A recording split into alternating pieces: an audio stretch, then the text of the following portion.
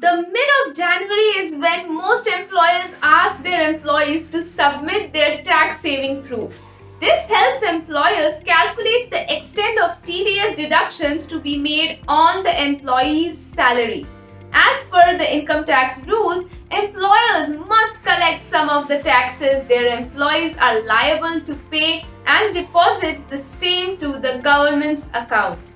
This is a move to avoid tax evasion. This translates to your employer deducting a higher TDS from your salary in the last quarter of the financial year, that is January, February, and March, if you fail to submit your tax saving proof within the deadline. Your take home salary can be reduced by up to Rs 46,800 in the last quarter. This may hamper your finances and may require you to redraw your budget. However, note that you can still save taxes for the current financial year despite failing to submit tax saving proof within the deadline. For that, you need to make tax saving investments before 31st of March.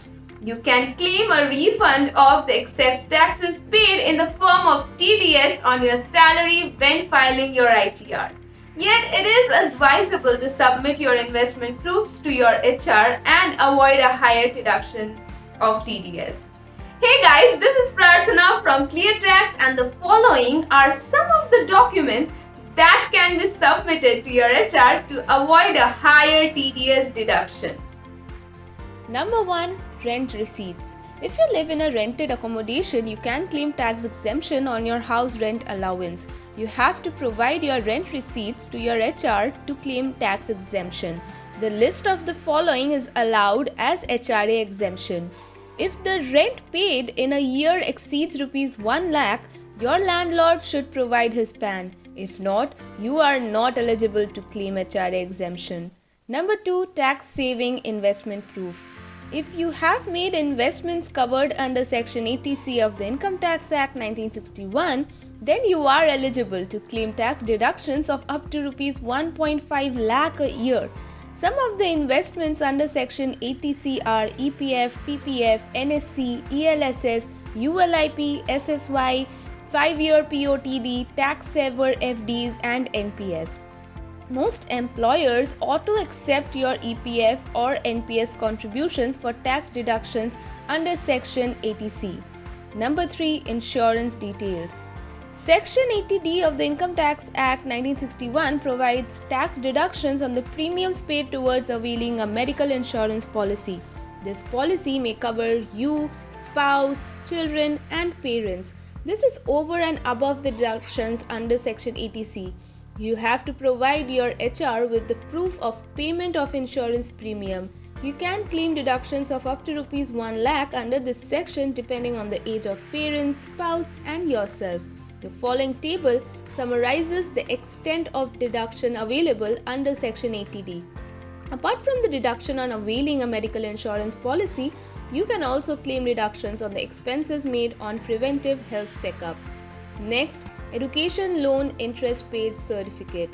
If you had availed education loan to pursue higher education in India or abroad, you could claim the interest paid towards the same as deductions under Section 80D of the Income Tax Act 1961.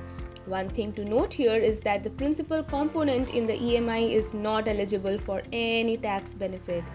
Next, home loan interest paid certificate. If you are repaying a home loan, you can claim a tax deduction of up to Rs 2 lakh on the interest paid over the financial year under Section 24. This is for the self-occupied housing property. In case you have let out a house for rent and are repaying the loan availed to purchase it, then the entire amount paid as interest is deductible under Section 24.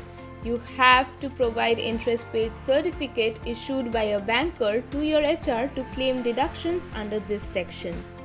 It is essential to submit tax saving proof within the deadline to avoid higher TDS deduction from your salary in the last quarter of the financial year. Failure to submit tax saving proof may attract TDS deduction of up to Rs 46,800 spread across January, February, and March. Were you aware about all of these documents? Let us know in the comment section below. Also, don't forget to give this video a big thumbs up and subscribe to Clear Taxes YouTube channel for regular informative videos on finance. Stay tuned and take care.